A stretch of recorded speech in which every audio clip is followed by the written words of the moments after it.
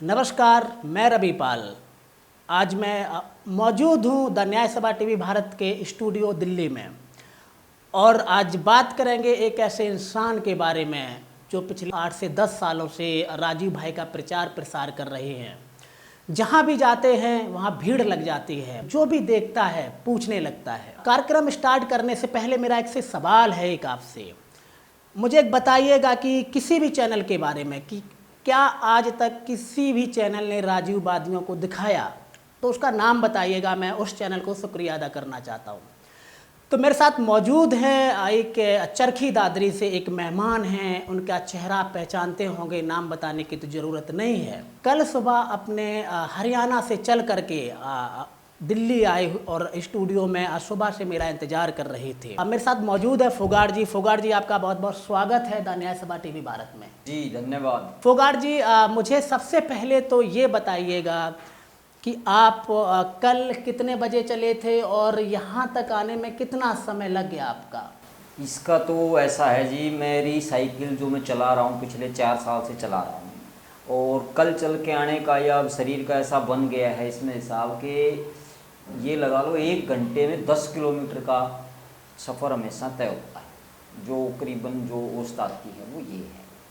तो कल तो वैसे मैं सुबह 10 बजे ही चला था कल घर से और फिर मैं यहाँ तो पहुँच गया था सुबह 6 बजे जी। तो बीच में लोगों से मिलते हुए बात करते हुए मैं यहाँ तक चल कर के आया हूँ। अच्छा, कितने दिनों से आप राजीव भाई का प्रचार प्रसार कर रहे हैं?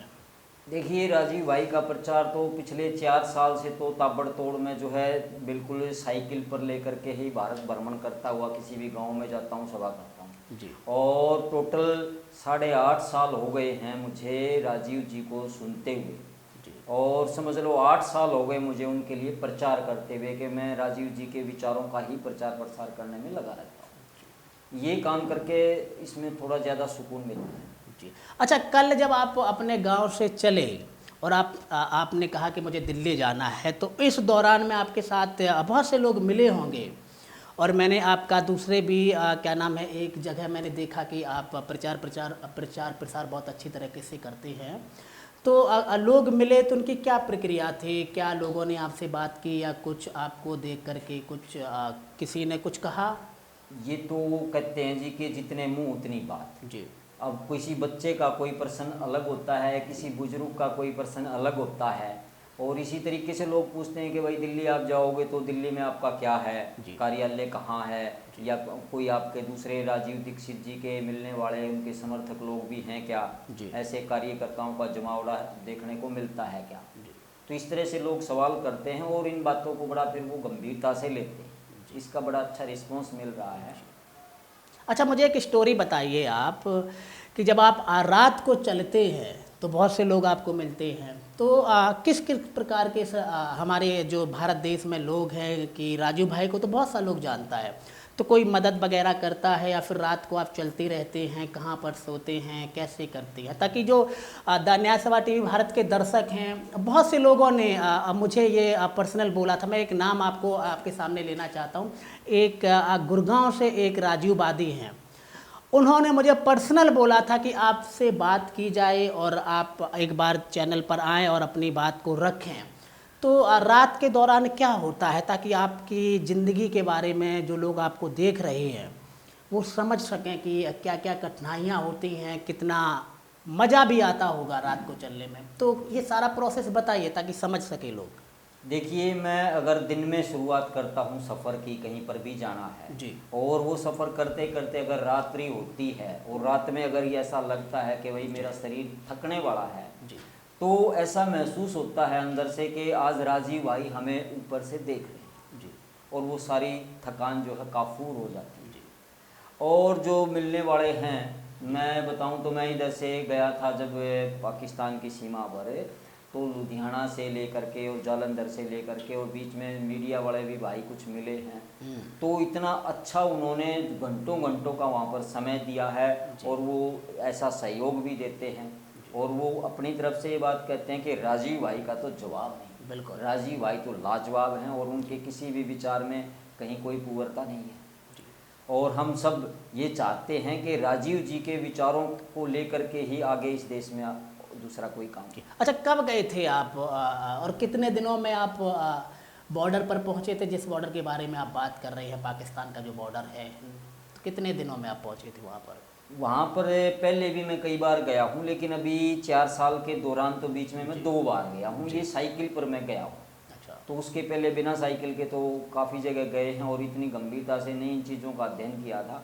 लेकिन जब साइकिल पर जाते हैं तो इसका थोड़ा रिस्पॉन्स ज़्यादा मिलता है।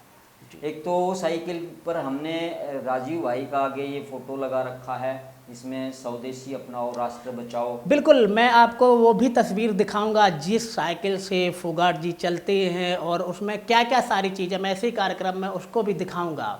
आज मैं यहाँ पर मैं एक बात और आपसे कहना चाहता हूँ। यहाँ मैं आपसे ये नहीं पूछूंगा, ना मैं आपको बताऊंगा कि राजू भाई के साथ क्या हुआ, क्योंकि ऑलरेडी आपने शो देख रखे हैं।